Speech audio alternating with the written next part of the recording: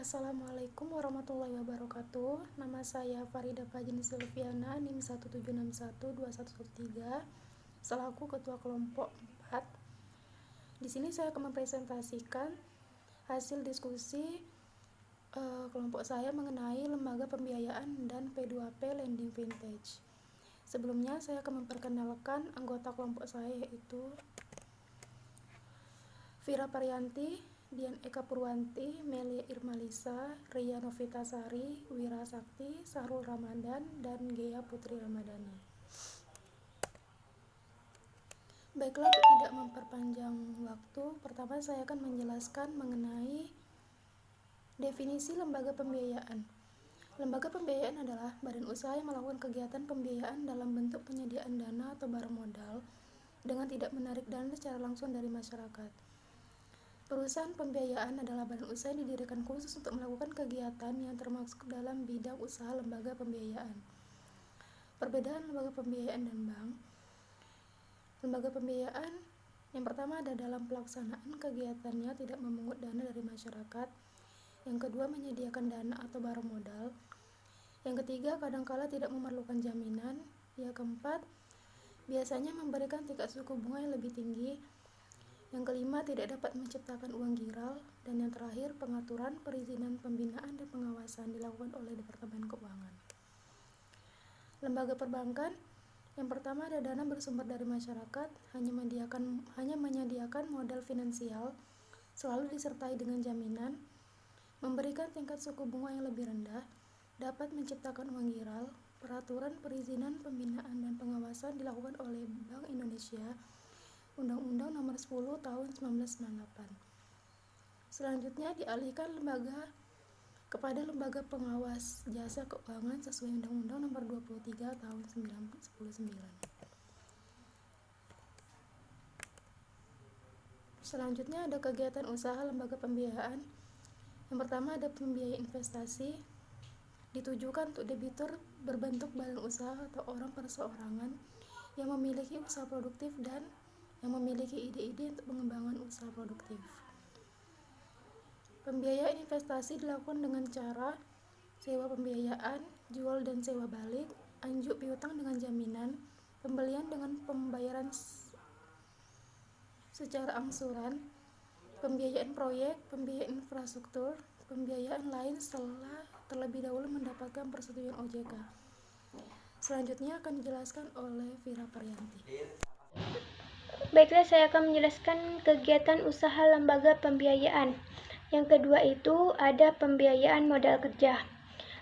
Kegiatan pembiayaan investasi ditujukan untuk debitur berbentuk badan usaha atau orang perseorangan yang memiliki usaha produktif atau yang memiliki ide-ide untuk pengembangan suatu usaha produktif.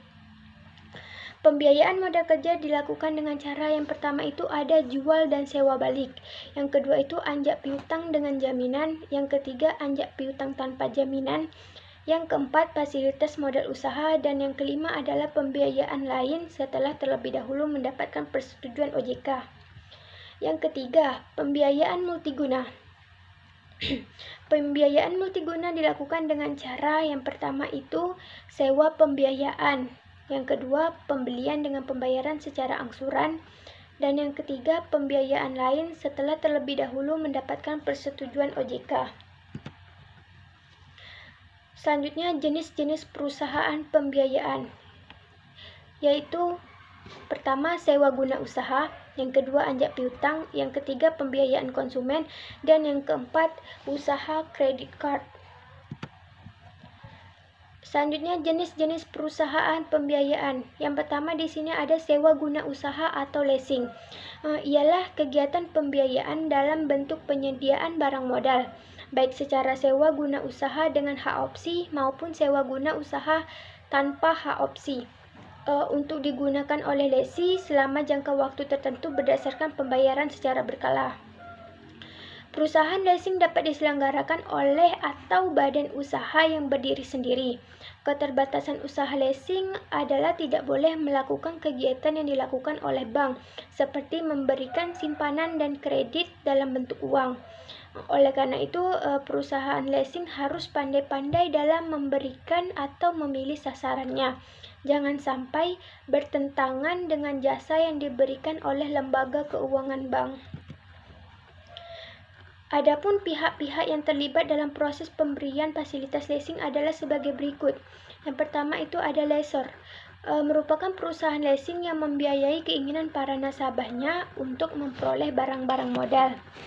Yang kedua itu ada lessee, adalah nasabah yang mengajukan permohonan leasing kepada lessor untuk memperoleh barang modal yang diinginkan. Dan yang ketiga itu ada supplier, yaitu pedagang yang menyediakan barang yang akan di-leasing sesuai perjanjian antara lessor dengan lessee.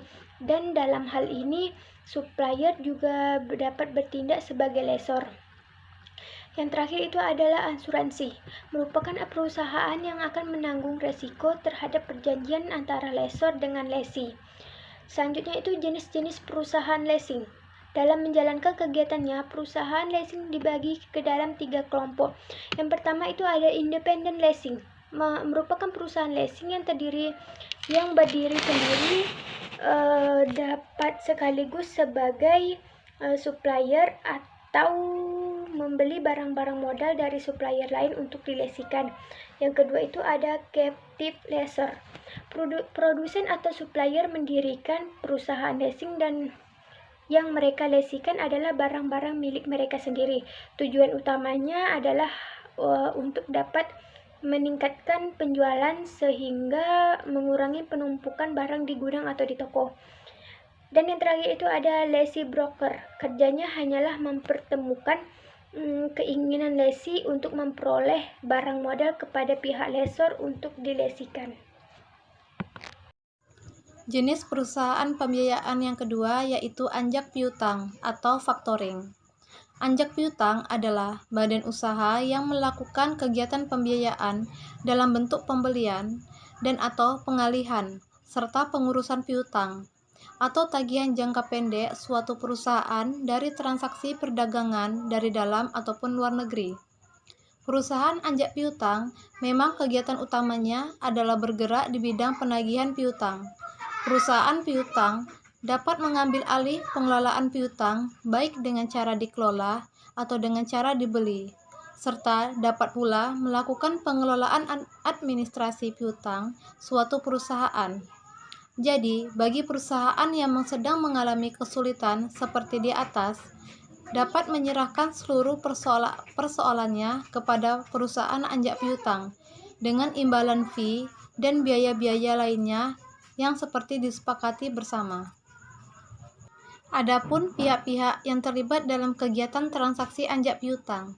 Yang pertama, ada kreditor atau klien yang menyerahkan tagihannya kepada pihak anjak piutang untuk ditagih atau dikelola atau diambil alih dengan cara dikelola atau dibeli sesuai perjanjian dan kesepakatan yang telah dibuat. Yang kedua, perusahaan anjak piutang atau factoring, yaitu perusahaan yang sedang mengambil alih atau mengelola piutang atau penjualan kredit debiturnya. Yang ketiga, debitur, yaitu nasabah yang mempunyai masalah atau yang memiliki utang kepada kreditor. Jenis perusahaan pembiayaan yang ketiga yaitu pembiayaan konsumen atau consumer finance.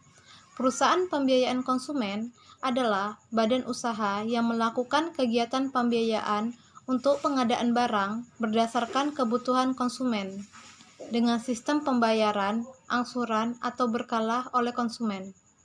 Target pasar dari model pembiayaan ini sudah jelas yaitu konsumen. Bahwa dapat disimpulkan, pembiayaan konsumen adalah kegiatan pembiayaan yang dilakukan oleh lembaga keuangan bagi konsumen dan ditunjukkan untuk pembelian barang-barang yang bersifat konsumtif, bukan untuk keperluan produktif. Aktivitas pembiayaan konsumen dilakukan karena tidak semua konsumen mampu membeli barang konsumsi dengan cara pembayaran tunai. Sebagian besar masyarakat saat ini, terutama yang memiliki pendapatan menengah ke bawah, dapat membeli barang yang diinginkan dengan cara mengangsur.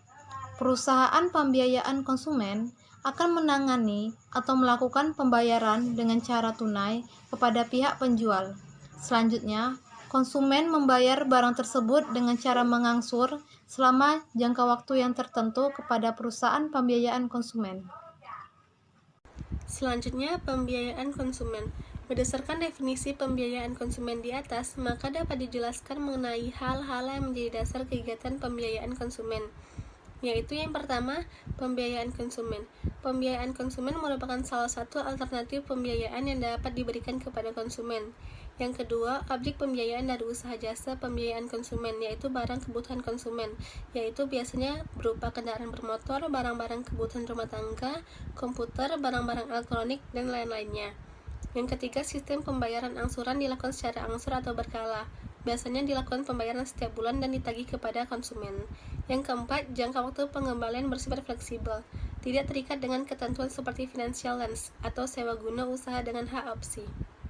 Selanjutnya, usaha kartu kredit. Kartu plastik atau yang lebih dikenal dengan nama kartu kredit atau uang plastik mampu menggantikan uang sebagai alat pembayaran. Di samping itu, kartu plastik ini dapat pula digunakan untuk berbagai keperluan sehingga kegunaannya menjadi multifungsi. Resiko seperti di atas sedikit banyak dapat dieliminasi dengan menggunakan kartu plastik ini. Apalagi kartu kredit ini dapat digunakan untuk segala kegiatan secara internasional seperti Visa Card and Mastercard. Kartu plastik merupakan kartu yang dikeluarkan oleh bank atau lembaga non-bank. Kartu plastik diberikan kepada nasabah untuk dapat dipergunakan sebagai alat pembayaran di berbagai tempat. Di samping itu, dengan kartu ini juga dapat diuangkan di berbagai tempat seperti ATM. Adapun pihak-pihak yang terlibat yaitu satu, bank atau perusahaan pembiayaan baik secara penerbit dan pembayar. Yang kedua, pedagang, sebagai tempat belanja di mana bank mengikat perjanjian. Yang ketiga, pemegang kartu, adalah nasabah yang namanya tertera dalam kartu kredit tersebut dan yang berhak menggunakan untuk berbagai keperluan transaksi. Adapun sistem kerja kartu plastik. Sistem kerja kartu plastik mulai dari permohonan penerbit kartu, transaksi pembelanjaan, sampai dengan penagihan yang dilakukan oleh lembaga pembayar. Adapun hal yang perlu diketahui sebelum membuat kartu plastik, yaitu satu, nasabah mengajukan permohonan sebagai pemegang kartu dengan memenuhi segala peraturan yang telah dibuat. Yang kedua, bank atau lembaga pembiayaan akan menerbitkan kartu apabila disetujui setelah melalui penelitian terhadap kredibilitas dan kapasitas calon nasabah, kemudian diserahkan kepada nasabah. Yang ketiga, dengan kartu yang telah disetujui, pemegang kartu berbelanja di suatu tempat dengan bukti pembayaran. Nah, apabila nasabah pemegang kartu melakukan transaksi, maka sistem kerja penagihannya yaitu 1. Pemegang kartu melakukan transaksi dengan menunjukkan kartu dan menandatangani bukti transaksinya. Yang kedua, pihak pedagang akan menagih ke bank atau lembaga pembiayaan berdasarkan bukti transaksinya dengan nasabah. Yang ketiga, bank atau lembaga pembiayaan akan membayar kembali kepada pedagang sesuai dengan perjanjian yang telah mereka sepakati. Yang keempat, bank atau lembaga pembiayaan akan menagihkan ke pemegang kartu berdasarkan bukti pembelian sampai waktu yang tertentu. Yang kelima, pemegang kartu akan membayar sejumlah nominal yang tertera sampai batas waktu yang telah ditentukan. Dan apabila terjadi keterlambatan, maka nasabah akan mendapatkan bunga dan mendapatkan denda. Sumber permodalan perusahaan pembiayaan. Perincian sumber dana perusahaan pembiayaan terbagi menjadi 7, diantaranya 1. Pinjaman bank, yaitu sumber dana terbesar bagi perusahaan pembiayaan di Indonesia. 2. Penerbitan kertas komersial, itu digunakan oleh perusahaan pembiayaan yang mempunyai peringkat utang tinggi. 3. Utang kepada perusahaan induk, jika perusahaan pembiayaan merupakan perusahaan anak. 4. Utang selain klasifikasi sebelumnya, penerbitan obligasi, dan sebagainya. 5. Semua kewajiban lainnya. 6. Modal saham, setoran modal dari para pemegang saham. 7. Laba ditahan, artinya laba yang tidak dibagi. Dana perusahaan pembiayaan yang bersumber dari pinjaman diatur sebagai berikut. 1. Perusahaan pembiayaan dapat menerima pinjaman baik dari dalam maupun luar negeri. 2. Jumlah pinjaman maksimum 15 kali jumlah modal sendiri. 3. Jumlah pinjaman luar negeri maksimum 5 kali jumlah modal sendiri setelah dikurangi penyertaan. Hasil keputusan alokasi dan penyaluran dananya dapat dilihat pada sisi aktiva neraca perusahaan pembiayaan, perincian atas alokasi dan penyaluran dana. Di antaranya 1. Rekening piutang kotor yang terbagi dari konsumen, bisnis, dan real estate. 2. Dikurangi 1. Cadangan untuk pendapatan yang belum diterima. 2. Cadangan. Perusahaan pembiayaan syariah. Perusahaan pembiayaan syariah adalah perusahaan berdasarkan persetujuan atau kesepakatan antara perusahaan pembiayaan dengan pihak lain yang mewajibkan pihak yang dibiayai untuk mengembalikan pembiayaan tersebut dalam jangka waktu tertentu dengan imbalan atau bagi hasil. Setiap perusahaan pembiayaan yang melakukan kegiatan usaha berdasarkan prinsip syariah wajib menyalurkan dana untuk kegiatan pembiayaan berdasarkan prinsip syariah. Pembiayaan berdasarkan prinsip syariah yang disalurkan oleh perusahaan pembiayaan dapat merupakan komponen investasi, piutang pembiayaan, atau piutang sewa. Perusahaan pembiayaan syariah wajib memiliki dewan pengawas syariah yang terdiri dari paling kurang 2 orang anggota dan 1 orang ketua. Dewan pengawas syariah bertugas memberikan nasihat dan saham kepada direksi, mengawasi aspek syariah kegiatan operasional perusahaan pembiayaan, dan sebagai mediator antara perusahaan pembiayaan dengan DSN MUI. Perusahaan pembiayaan syariah wajib menyampaikan laporan kegiatan setiap tanggal 10 pada setiap bulan dan mendapatkan pernyataan kesesuaian syariah. Perusahaan pembiayaan syariah. Aturan mengenai transaksi perusahaan pembiayaan syariah diantaranya sebagai berikut. 1. Setiap jenis transaksi pembiayaan syariah wajib tidak bertentangan dengan prinsip syariah. 2. Akad-akad syariah yang telah ditandatangani oleh kedua belah pihak tidak dapat dibatalkan secara sepihak kecuali memenuhi kondisi: A. Kedua belah pihak setuju untuk mentingkatnya. B. Akad bertentangan dengan prinsip syariah. C. Akad batal demi hukum. 3. Untuk setiap jenis transaksi pembiayaan berdasarkan prinsip syariah, setiap pihak yang bertransaksi wajib memiliki kecakapan dan kewenangan untuk melakukan perbuatan hukum, baik menurut syariah maupun peraturan perundang-undangan yang berlaku. 4. Setiap jenis transaksi pembiayaan berdasarkan prinsip syariah wajib dilaksanakan tanpa unsur paksaan di antara pihak yang berakad. 5. Untuk setiap jenis transaksi pembiayaan berdasarkan prinsip syariah yang diikuti dengan kewajiban pelaksanaan asuransi atas objek pembiayaan berdasarkan prinsip syariah. Objek transaksi wajib diasuransikan kepada perusahaan asuransi dengan prinsip syariah juga. Baiklah, di sini saya akan melanjutkan materi mengenai landscape vintage di Indonesia. Istilah vintage atau teknologi finansial awalnya digunakan untuk mendeskripsikan suatu teknologi baru yang bisa membantu memperbaiki dan mengotomasi layanan finansial, terutama yang berhubungan dengan sistem batch-scan dari institusi keuangan yang telah ada. Saat ini, istilah tersebut telah berkembang dan mencakup lebih banyak sektor yang berhubungan dengan konsumen seperti inovasi dan automasi untuk layanan keuangan, peningkatan literasi, pendampingan dan edukasi keuangan, pengelolaan keuangan, pinjam meminjam, retail banking, penggolongan dana, transfer uang dan pembayaran, investasi, penggunaan mata uang virtual. Saat ini bahkan ada juga perusahaan vintage di bidang-bidang khusus seperti vintage pendidikan dan vintage pertanian. Di Indonesia sendiri, perkembangan dan eksistensi vintage mulai terlihat sekitar tahun 2015 yang lalu. Hal itu ditandai dengan didirikannya Asosiasi Vintage di Indonesia dengan tujuan awal yakni menyediakan partner bisnis yang mumpuni. Asosiasi Vintage Indonesia menjadi pihak yang sangat berpengaruh dalam perkembangan vintage di Indonesia. Hingga pada akhirnya perusahaan-perusahaan dan produk vintage mulai banyak bermunculan pada tahun 2016 yang lalu. Sejauh ini, sebanyak 150 perusahaan vintage telah terdaftar resmi di OJK dan juga sistem pembayaran dari 54 vintage sudah terdaftar di Bank Indonesia. Perkembangan vintage di Indonesia pun bisa dikatakan cukup signifikan, bahkan kedepannya diproyeksikan bisa melebihi Tiongkok dan Brazil. Pada tahun 2019 saja, total penyaluran pinjaman telah mencapai 25,95 triliun. Angka terbesar naik 14,36% jika dibandingkan dengan tahun 2018 dan mencapai 22,67 triliun. Selanjutnya, peer-to-peer lending adalah metode memberikan pinjaman uang kepada individu atau bisnis, sebaliknya mengajukan pinjaman untuk keperluan individu atau bisnis. Intinya, peer-to-peer lending akan menghubungkan pemberi pinjaman pendana dengan peminjam secara online. Dengan peer-to-peer lending, setiap orang bisa memberi atau mengajukan pinjaman untuk berbagai tujuan, tanpa menggunakan jasa dari lembaga perbankan. Pada dasarnya, sistem peer-to-peer lending ini sangat mirip dengan konsep marketplace online yang menyediakan wadah sebagai tempat pertemuan antara pembeli dengan penjual. Namun, dalam peer-to-peer lending, sistem yang ada akan mempertemukan pihak peminjam dengan pihak yang memberikan pinjaman. Selanjutnya akan dilanjutkan oleh Gea Putri. Jadi boleh dikatakan bahwa P2P lending ini merupakan marketplace untuk kegiatan peminjam meminjam uang.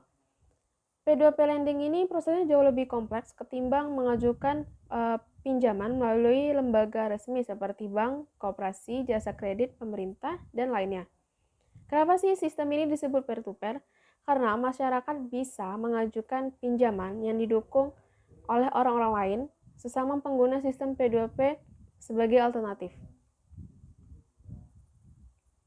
Bagaimana cara kerja peer-to-peer lending? Yang pertama, peminjam. Sebagai peminjam yang perlu peminjam lakukan hanyalah menggugah semua dokumen yang dibutuhkan untuk mengajukan pinjaman secara online, yang diantaranya merupakan dokumen berisi laporan keuangan dalam jangka waktu tertentu, dan juga tujuan peminjam dalam pinjaman tersebut.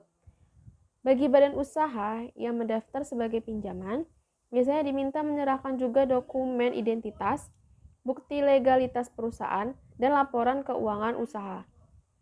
Permohonan peminjaman, peminjam bisa diterima ataupun ditolak, tentunya tergantung dari beragam faktor. Jika permohonan peminjam ditolak, maka peminjam harus memperbaiki segala hal yang menjadi alasan penolakan permohonan peminjam.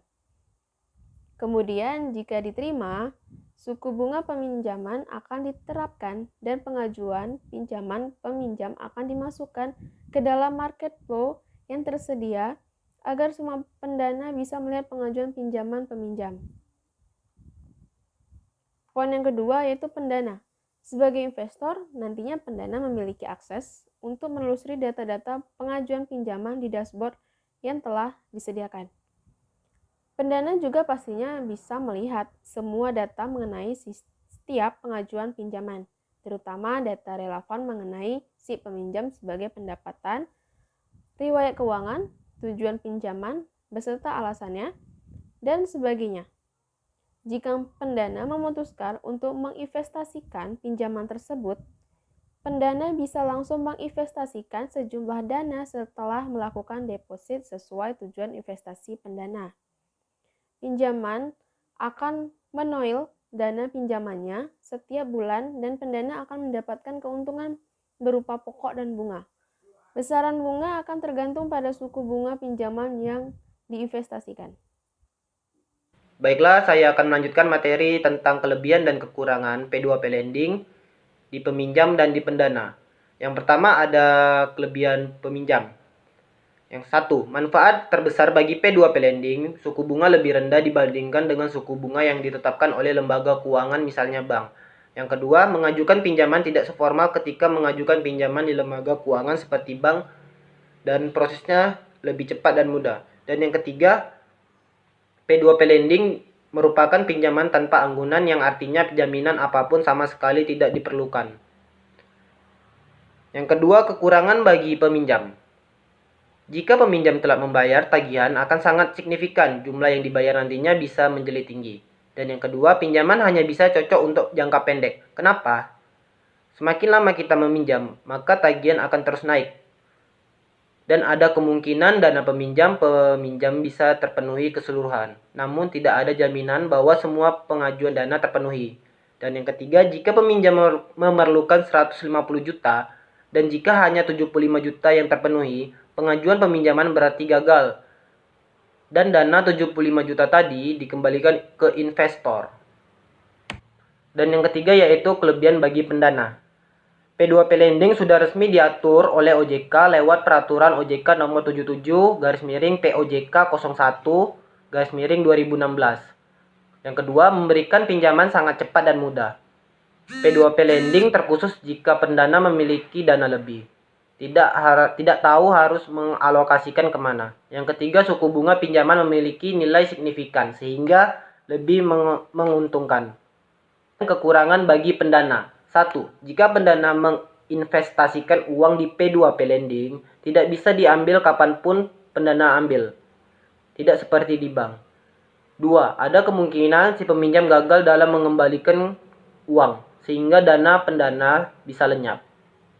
Terima kasih atas perhatiannya.